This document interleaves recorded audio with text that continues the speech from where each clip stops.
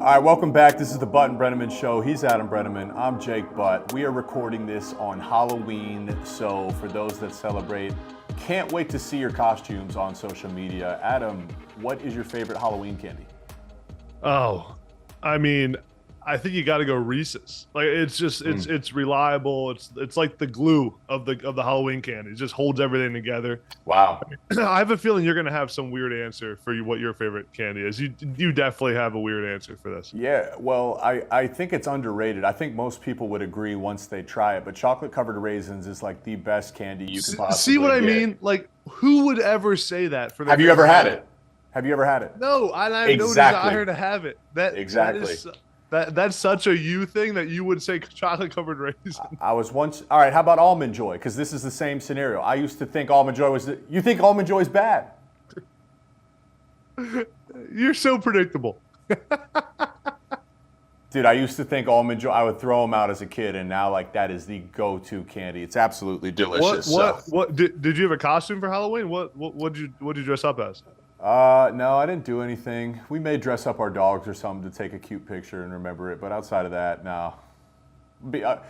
I'm watching the college football show tonight, man. I want to see what the playoff rankings are tonight. Me too. So see how many Big Ten teams we have and where they're at. Excited to see that. But okay, that in mind, in the spirit of the season, we are recording this on the last day of October, which means tomorrow is November. By the time you guys are viewing this, we are in November, and that is championship season. What does that mean, though, Adam? Like, let's just break this down. What does that mean? What changes here at this point in the season? The number one thing that changes from what I remember from when I was coaching and playing, and even now being around programs, the entire mentality around practice and the importance of the reps that they're getting at practice changes. Because really in the beginning of the season, in training camp, you're doing a lot of what we call good on good periods, where your good players go against your good players in practice, and it's physical, and you're still developing. It's still development periods in practice. Now, once you get to November, as you know, Jake, it is a lot of walkthroughs, a lot of maybe slower tempo at practice. A lot of times these teams are cutting back the reps at practice. The practice is shorter to keep guys healthy. A lot of guys now, a lot of veteran players. Think about a guy like Marvin Harrison Jr., who's battled, like guys that have battled injuries are now probably not even practicing some of the days during the week, a lot of the elite players. So what that means is that the reps at practice for these game plan plays are more important than ever. So you have to capitalize on these fewer reps in practice. And it also means from a coaching standpoint, coaches sometimes aren't able to input as much new scheme and plays into the game plan each week because you don't have as many reps. Maybe your quarterback is banged up and can't get the new reps at practice, which means you're not going to put in a brand new third down package if your quarterback can't practice it on Tuesday and Wednesday. So it's a time of year where everyone's banged up, and these how a team practices and prepares can really change, how prepared and healthy they are on Saturdays. Yeah, I think this is where coaches start to separate themselves too, because you hear the term walkthrough, and I think that's almost a bad label for it if you're a good team, because you're not walking. Like, you shouldn't be walking. Walkthrough would be full speed mental and engage. For the O-line and the tight ends, we're making our calls and we're speaking it the exact same. We're still in our stance and loaded. First step, second step, the first 2 or 3 steps should be full speed, but then you're just taking some of the mileage off the back end. That's on coaching to be able to get those reps in. And really, like, by this point in the season, you know who you are as a team. Your base game plan has been installed and repped going back since spring. So again, like coaching, you're exactly right. What really changes is the coach has to play the dance of, we need to make sure our team is ready and prepared physically, which could mean, a hard day on Tuesday or Wednesday, or it means pulling back if your team's pretty beat up. And the other piece is, how well can you install new wrinkles to complement what you've done from the previous part in the season? So championship season, really, it comes down to coaches. What can you do to separate, and how do you balance injuries? One thing that I think you and I were talking about off air is kind of the ebb and flow of football. And let's just paint this all the way back to the early 2000s, when you got linebackers with neck rolls, you got running backs with neck rolls, you got a fullback and multiple tight ends. We're smash mouth, baby. We're hitting, baby. We're not throwing the ball. And then slowly, you look up and you say, wait a second, guys are throwing the ball 40, 50 times a game. There is no fullbacks. It's 11 or 10 personnel. Even Nick Saban down in Alabama, that's when I knew it was getting real. When Nick Saban's going 10, 11 personnel. What are you seeing this year? And I want you to just lead this because you brought up some interesting points. What are you seeing this year that's a little bit new in terms of college football? The number one trend that shifted in the last few years started with, from how I've seen it, on the defensive side of the ball, and the defenses started over adjusting to what you just talked about, Jake, the 10 and 11 personnel to the throwing the ball 50 times a game. And a lot of teams started playing, their base personnel was nickel personnel, where what that means for fans is instead of having 3 linebackers in the game, you have normally a 4-down lineman, 3 linebackers. Teams were having 2 linebackers and an extra defensive back. And then the trend from that started, that originally that extra defensive back was usually an extra corner, a nickel back. What the trend that started at Iowa State and then funneled all the way down to college football all across the country, it's a copycat league, is that extra defensive back being a safety. So a lot of teams in college football now play with 3 safeties on the field. You mentioned a bunch of teams in the Big Ten do it. Even teams in the Big Ten that's not their base personnel, they still do it a lot on passing downs or on certain personnel groupings. And that third safety really is a mix of the combo player of the linebacker combined with a defensive back, combined with a safety that can play all downs, that can cover the slot, that can play in the box against the run, and that can play over the top. And in the 3 high looks, a lot of teams will put all 3 safeties at the top and play press with the corners on a cover 3 look.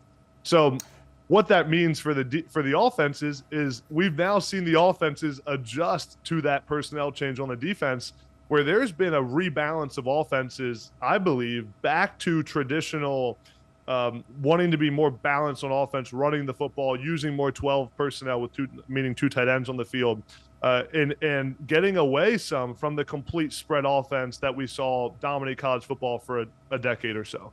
And I think, as we talked about, Jake, I think it started with the defense over adjusting to the offense doing that, and now, obviously, you self-scout, you look at personnel. The offenses now are saying, well, how can we expose a defense that uses 3 safeties?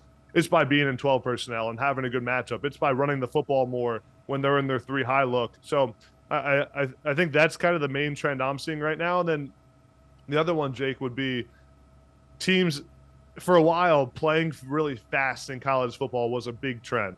You still see some teams do it, but it was a trend for the last 5 years. So how many plays can you get in a game? Can you hit 100 plays in a game on offense? Can you snap the ball with 25 seconds left? Teams were trying to play as fast as possible. And I think we've seen that shift because teams are realizing now, especially in the Big Ten, that ball control matters. Keeping your defense off the field matters in college football. Your defense is way better when they're rested, and field position matters a ton.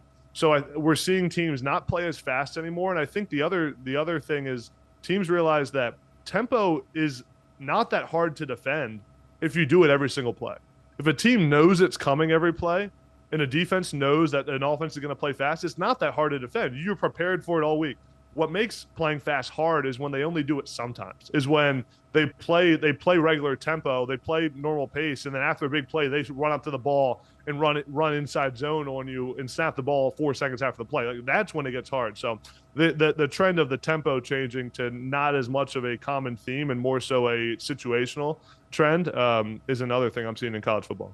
Yeah, flexibility is the word that comes to mind, is to go back to the start of this conversation, maybe in the early 2000s, you knew damn well what it was going to be. They're going to get 30 to 40 carries a game. And then you kind of go to a heavy pass where you could just see, it felt like everyone was trying to find a way to pass the ball in RPOs. Tempo, hey, are you a tempo team or not? Where we've kind of settled is you have one extreme to another, and we've kind of settled kind of right back into the middle where, hey, a good tempo team should be able to do both because we want to use it when you least expect it. The art of war, deception, the ability to run the ball and pass the ball, that's both. And it goes back to the conversation on the defensive side of the ball.